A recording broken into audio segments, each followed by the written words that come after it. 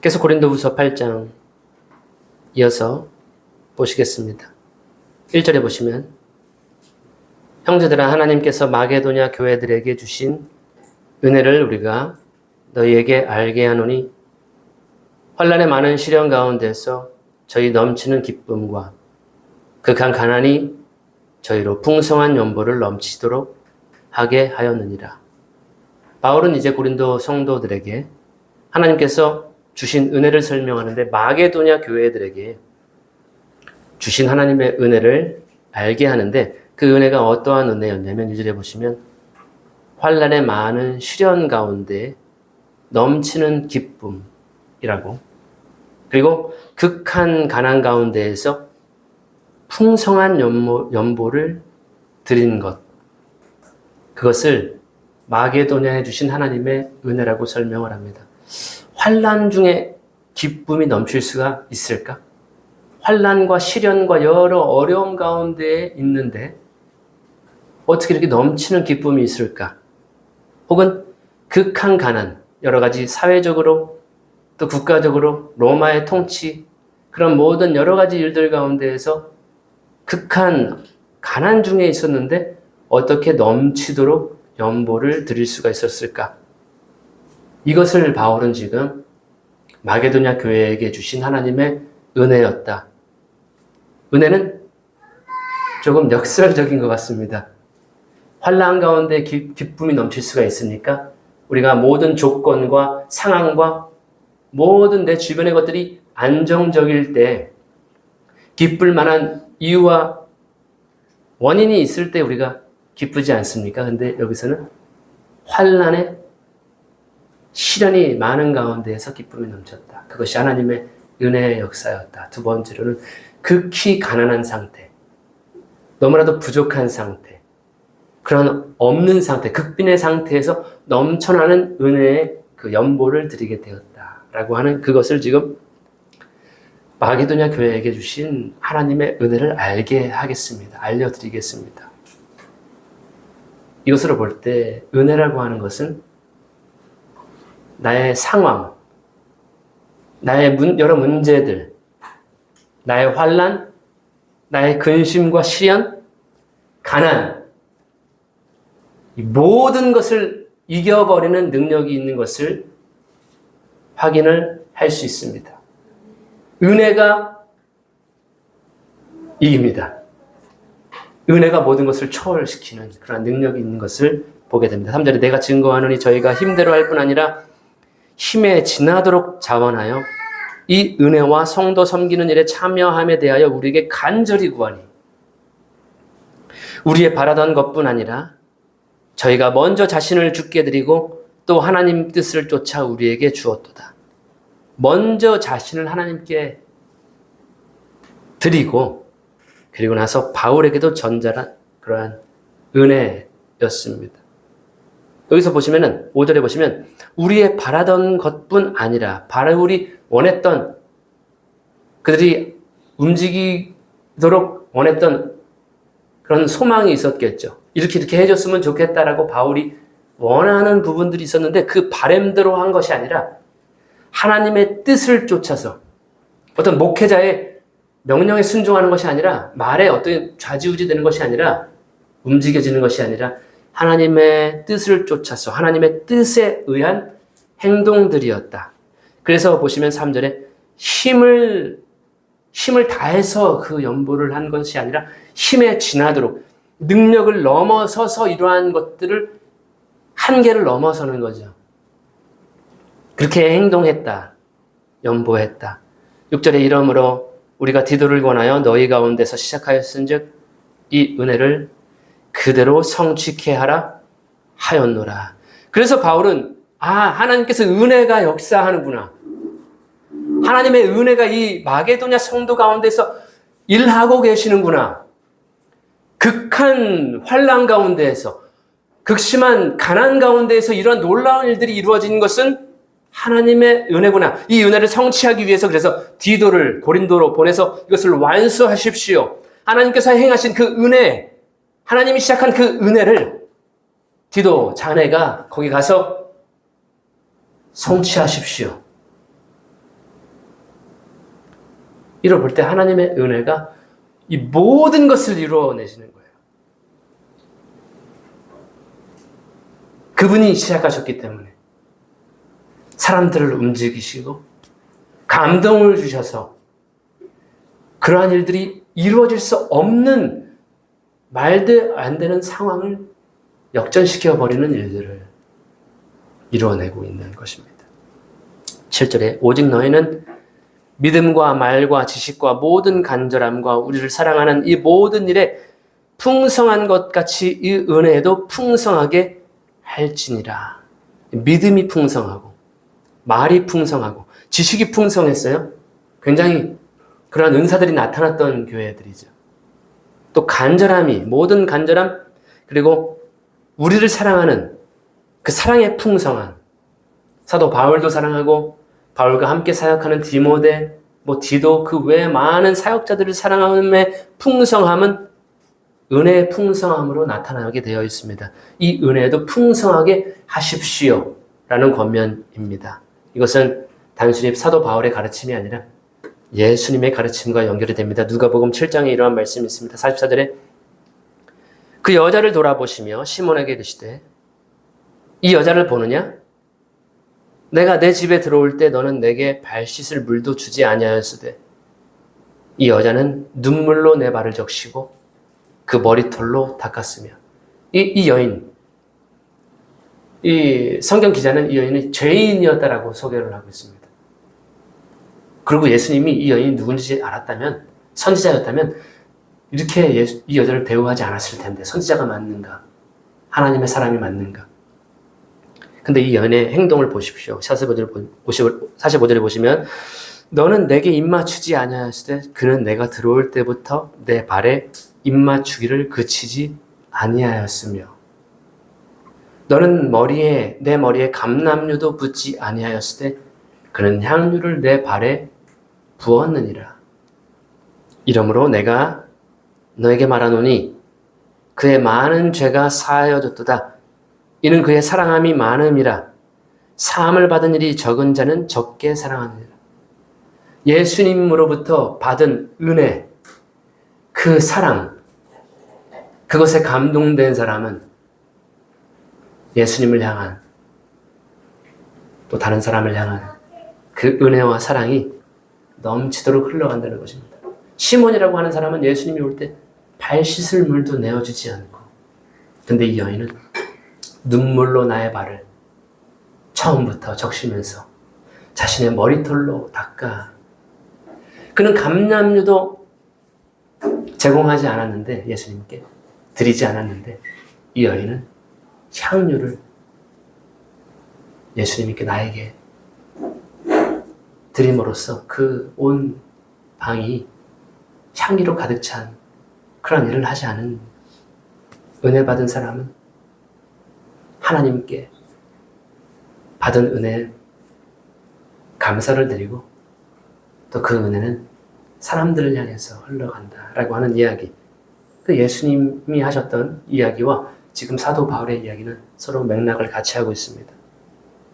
8절에 내가 명령으로 하는 말이 아니요 오직 다른 이들의 간절함을 가지고 너희의 사랑의 진실함을 증명코자 함이로다. 이건 명령이면 안 되죠. 아름답지가 않죠. 강제로 연보를 하십시오 이렇게 하는 게, 혹은 감동적인 연설을 통해서 연보를 하십시오, 헌금하십시오, 강요도 되면 안 되는 것이고요. 무언의 압박도, 암묵적인 그러한 무력, 힘이 들어가면 안 되는 것이죠. 뭐라고 지금 8절에 사도 바울은 이야기하냐면 진실한 사랑의 증거입니다. 우리가 진실한 사랑을 받은 사람이 저절로 행해지는 것입니다. 그것을 증명코자 하는 것입니다. 9절에 우리 주 예수 그리스도의 은혜를 너희가 알거니와 부요하신 자로서 너희를 위해 가난하게 되심은 그의 가난함을 인하여 너희로 부요케 하려 하심이니라. 예수님은 모든 것을 가지신 부요하신 분이셨죠. 근데 그가 왜 이토록 가난해지셨을까요? 실오라기 하나도 걸치지 않은 상태가 되었을까? 그 이유를 설명하는데 예수님의 예를 들어서 지금 바울이 설명하기를 본인은 가난하게 되시지만, 본인은 모든 것을 다 잃어버리시지만 우리를 부욕해 하시기 위해서 그 모든 가난하게 되심을 취하셨다. 당하셨다. 이 은혜를 깨달은 사람은, 예수님을 이해한 사람은 자신을 소비하는 거죠. 자신을 희생하는 거죠. 자신을 사용하면서 다른 이를 부욕해 하게 됩니다.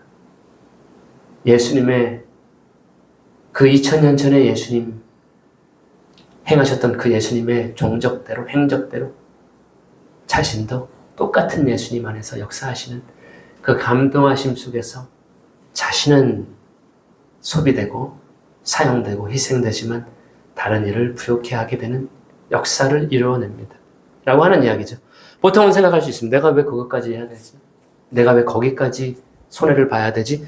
내 손해를 보면서까지 내가 이렇게 희생하면서까지 내가 해야 할 이유가 있을까? 이것이 보통의 계산법이고 보통의 사고방식입니다.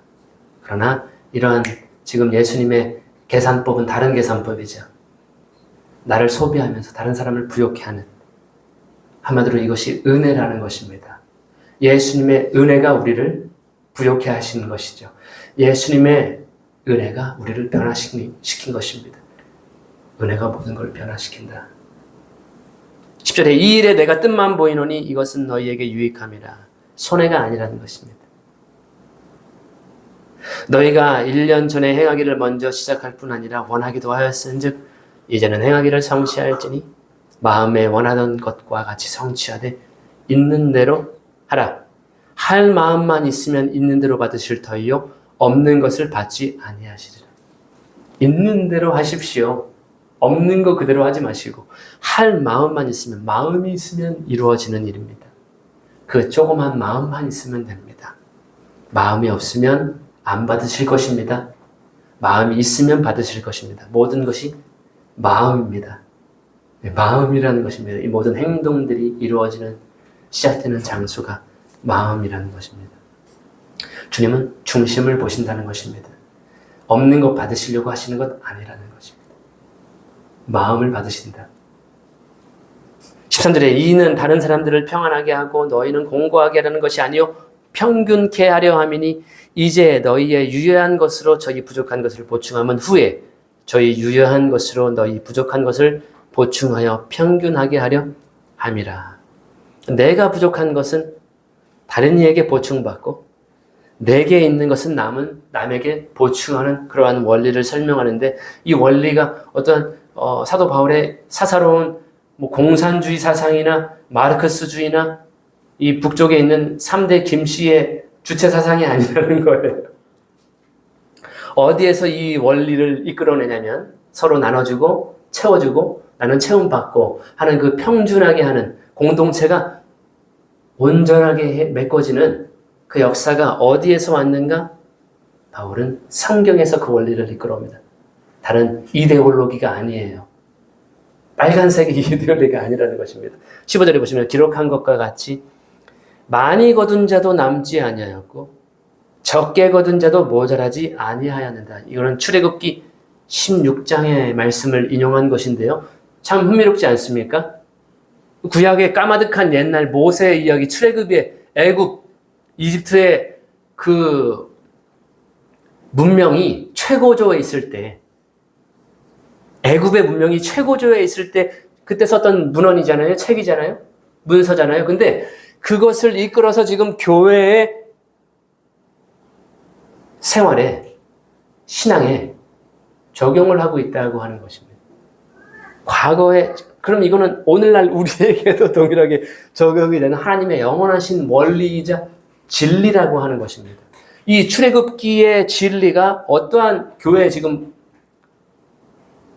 초창기 교회 때 적용이 된 것이죠. 출애굽기 16장 보시면 18절에 오멜로 되어 본즉 많이 거둔 자도 남음이 없고 적게 거둔 자도 부족함이 없이 각 사람은 먹을 만큼만 거두었더라. 가족이 많은 사람은 많이 거두어야 되죠. 또 식구가 적은 사람은 적게 거뒀는데 부족하게 거둬도, 많이 거둬도 남거나 부족하지 않고 다 먹을 만치, 다 충족할 만치, 다 충족되게 거두게 되었다. 라고 하는 것이죠. 이것을 지금 바울은 우리의 재물관에, 우리의 후원이나 헌금하는, 다른 사람에게 물질적 지원을 하는 이 물질과 재물관에다가 이 출애굽기 만나 사건을, 만나의 원리를 적용하고 대입하고 있습니다. 아, 이게 같은 선상에 있는 문제구나. 제가 어렸을 때는 산수를 잘 못했는데, 아, 이러한 공식으로 잘 대입하면 문제를 분명히 풀 수 있었을 텐데, 내 물질관에도, 내 물질도, 내 경제도, 내 재물도 이러한 원리로 풀면 됐을 텐데, 대입한 거죠. 근데 보세요. 출애굽기 다시 19절 보시면은, 모세가 그들에게 이르기를, 아무든지 아침까지 그것을 남겨두지 말라 하였으나, 그들이 모세에게 순종하지 아니하고, 더러는 아침까지 두었더니 벌레가 생기고 냄새가 난지라 모세가 그들에게 노하니라. 사람의 심리가 보통 이렇죠. 보통의 심리죠. 이왕이면 많이 있는데 더 챙기는 게 낫지 않을까? 금이 이렇게 퍼져 있다고 생각해 보세요. 금가루가 있어요. 이왕 챙길 거 한 주먹이라도 더 챙겨야 되는 거 아니겠습니까? 더 챙기고 예비책으로 좀 미래를 대비하기 위해서 남겨둬야 되는데, 모세는 그렇게 하지 마십시오 라고 명령을 했던 거예요. 하나님의 말씀이었죠. 그랬더니 어때요? 벌레가 생기고 냄새가 나고 썩어버리는 그러한 일들이 이루어졌다는 거예요. 욕심과 불신이 작용한 거죠. 하나님이 또 내일 필요한 만큼 주실 거야 라고 하는 그 믿음과 믿음이 없었다는 거예요. 이 먹을 곳이 없는 황무지, 이 풀 한 폭이 없는 곳에서 어떻게 우리가 빵을 만들 수가 있겠어? 하나님이 그걸 매일 제공해 주실까? 우리의 인생 광야의 40년 동안 하나님이 공급해 주실까? 있을 때 챙겨놔야지. 있을 때 모아놔야지. 그러한 욕심과 불신이 작용하게 되는 거죠. 일반적인 사람의 심리입니다. 근데 어떻게 돼요? 문제가 발생하게 됩니다. 이 우리의 재물관에도 똑같은 거예요.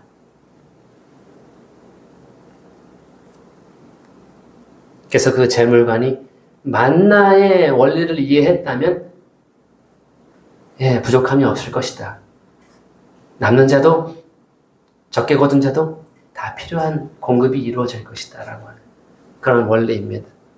16절에 너희를 위하여 이 사역에 참여하게 되는 사역자들에 대한 이야기이거든요. 너희를 위하여 같은 간절함을 디도의 마음에도 주시는 하나님께 감사하노니 저가 권함을 받고 더욱 간절함으로 자원하여 너희에게 나아갔고, 이러한 권면을 받은 거예요. 다시 한번 그걸 완성하십시오. 다시 고린도에 가서 1년 전에 시작했던 이 연보를 예루살렘 유대에 있는 교회를 위한 것이었겠죠.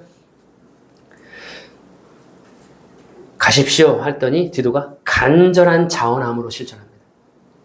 저 가기 싫은데 거기 또 보내시는 거예요? 저 선교 거기 가기 싫은데, 이런 것이 아니라 간절히 원해서, 그거 왜 저한테 시켜요? 저 사람한테 시키죠.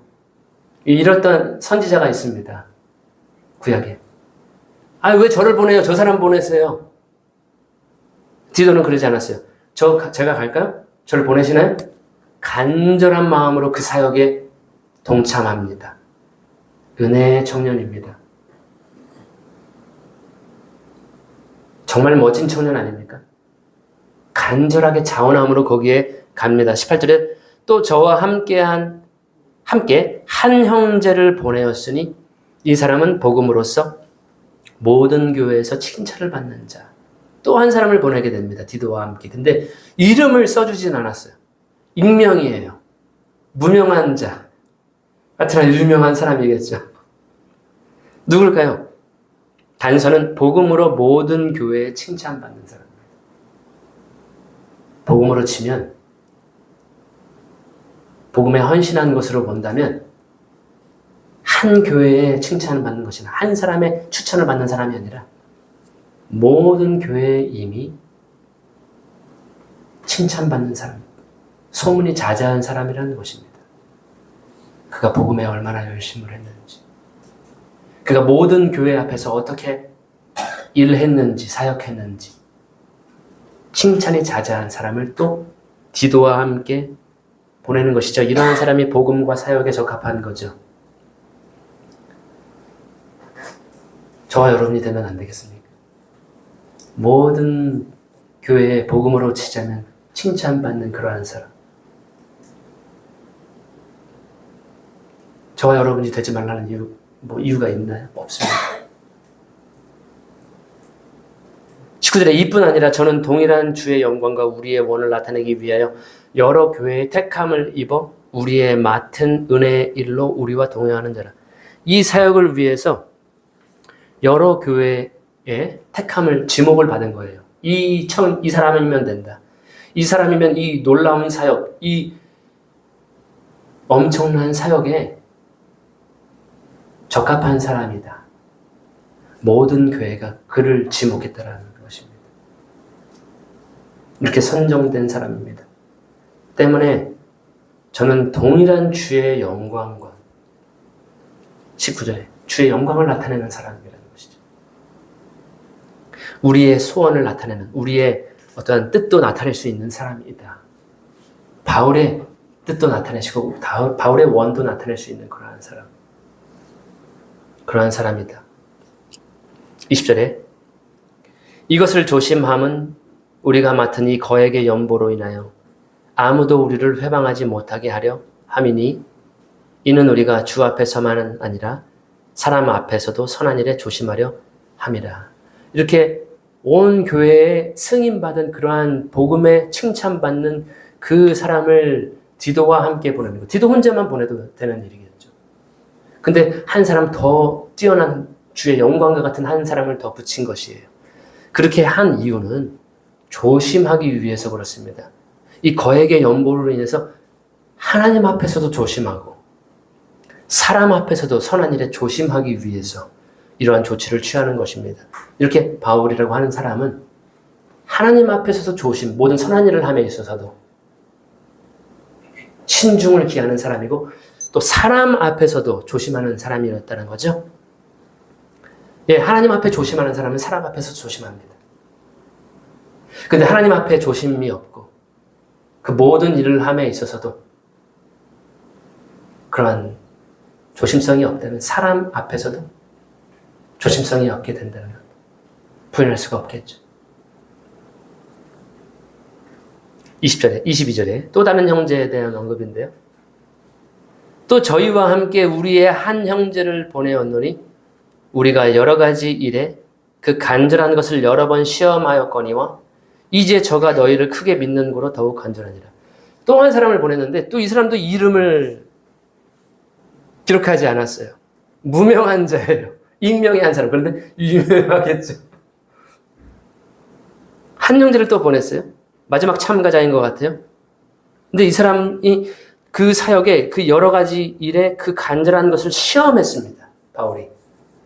이 놀라운 일, 이 큰 사역에 참여하기 위해서 이 사람의 간절함을 여러 번 시험했다라는 것입니다. 선한 사역에 저도 하고 싶어요. 저도 주의 일을 하고 싶어요. 저도 그 일에 동참시켜주세요. 라고 하는 거죠. 그런 간절함이 있었습니다. 얼마나 영광스러운 일입니까? 그런데 먼저는 시험을 거쳤다는 것입니다. 그냥 시험 검증되지도 않고 시험되지도 않고 테스트도 되지 않는 그러한 사람을 참여케 한 것이 아니라는 거죠. 지금 우리 시중에 남아있는 모든 상품들, 기기들 다 테스트를 통과하지 않습니까? 검수하지 않습니까? 그래서 여러분들 이러한 상품에 KS 마크 이런 거 있죠. 옛날에는 품 마크 이런 거 도장 찍히죠. 모든 테스트를 통과한, 시험을 통과한 물건입니다. 완제품입니다. 하자가 없는 사람입니다라고 하는 것을 찍어주는 거죠. 하자가 있으면 다시 어떻게 돼요? 공장으로 다시 들어가야 되는 거죠. 다시 그릇이 나왔어요. 정말 멋진 그릇입니다. 이거 사용하기에 너무 아름다운 그릇입니다라고 했어요. 그런데 내놓고 보니까, 시판하고 나서 보니까 약간의 흠이 있는 거예요. 약간의 더러움, 얼룩이 있는 거예요. 이거 주의 영광을 위해서 사용할 수 없는 상태인 거예요. 그럼 어떻게 돼요? 다시 토기장이 손으로 다시 들어가야 되죠. 공장으로 들어가야 되죠.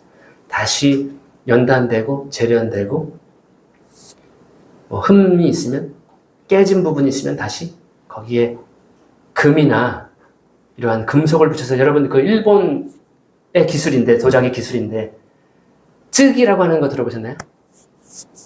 깨어진 그릇이 있어요. 굉장히 고급진 그릇을 금으로 접합을 시켜요. 그래서 깨어진 그릇에 흠집이 다 있는데 거기가 금으로 메꿔졌어요. 더 단단해져 버리고 더 아름다운 그릇. 깨어진 그릇 우리는 사용 못 하잖아요. 근데 일본에서는 그걸 다시 금이나 이러한 것들로 다시 접합을 시켜서 그 전보다 더 아름다운 그릇이 되는 그런 기술이 일본에 있습니다. 우리나라에도 아마 그런 것을 할 거예요. 깨어졌다라고 하는 깨어진 그릇, 상한 그런 그릇을 마찬가지로 주님은 다시 그것을 다시 손보시죠. 더 멋진 그릇으로. 그래서 지금 이 사람도 먼저는 시험이 거쳤다라는 것입니다. 튼튼한가, 정결한가, 깨끗한가, 주의 쓰시기에 합당한가 테스트를 해본 거예요. 그랬더니 이제 저가 너희를 크게 믿는 거로 더욱 간절하니라. 내놓을 수 있는 거죠.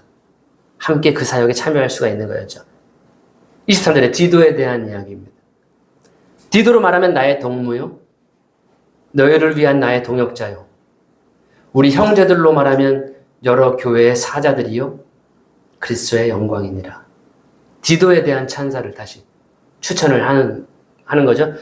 또 다른 서신서에는 그는 나의 아들과 같아. 참 아들과 같은. 바울과 똑같은 유전자를 공유하고 있는 거죠. 바울에게 배운 제자라는 것입니다. 그 아들과 같은 사역자라고 하는데 여기서는 내 친구, 내 동무입니다.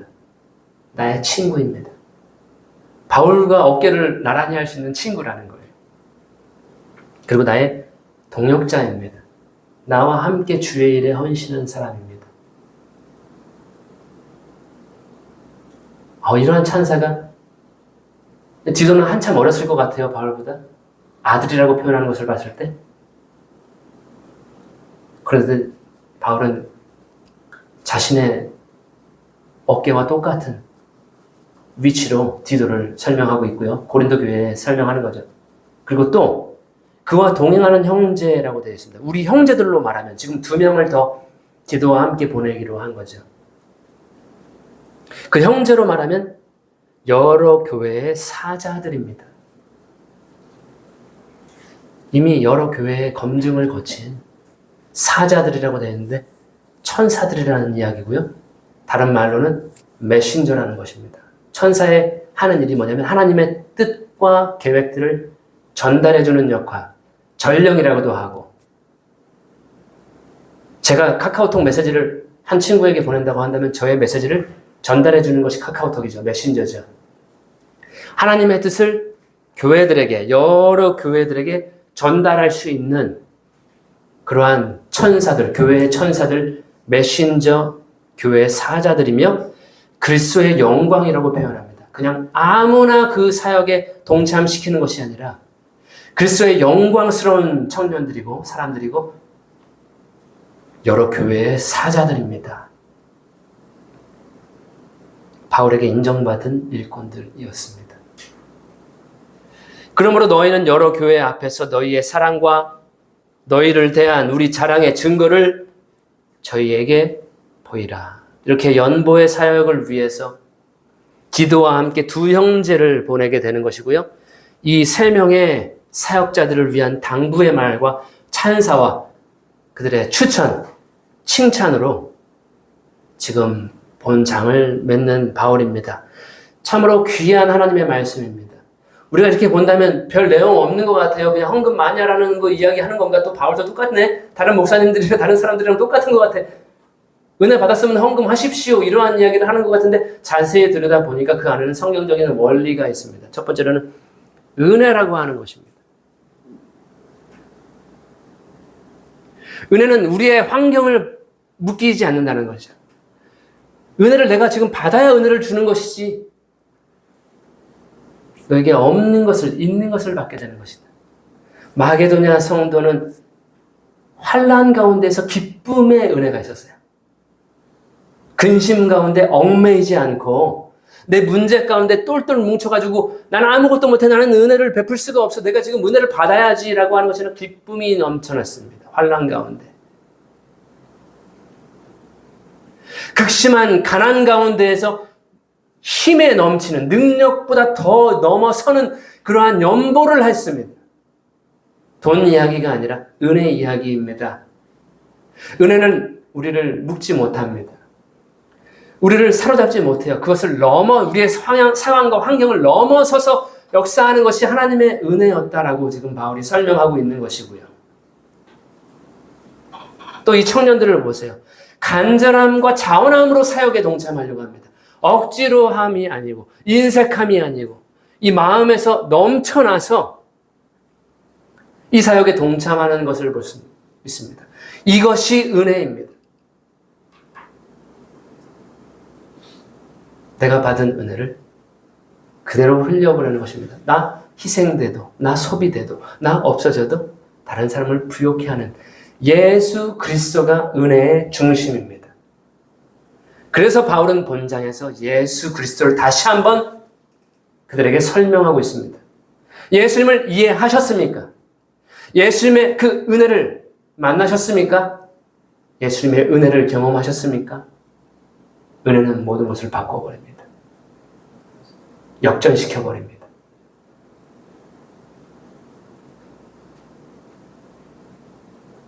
그 은혜가 우리에게 넘쳐나기를 바랍니다. 이미 그 은혜가 우리 교회 가운데 저는 있는 것을 확신합니다. 저는 눈으로 보고 있습니다.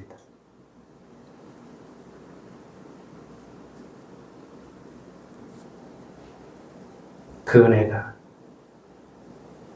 은혜 위에 넘쳐나서 이 교회가 정말 이러한 일꾼들을 양육하는,